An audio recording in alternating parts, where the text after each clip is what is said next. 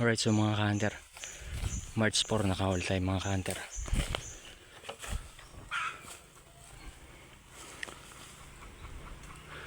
Pang 29 ni palong mga ka-hunter. Laking labuyo mga ka-hunter. Kunin ko muna mga ka-hunter.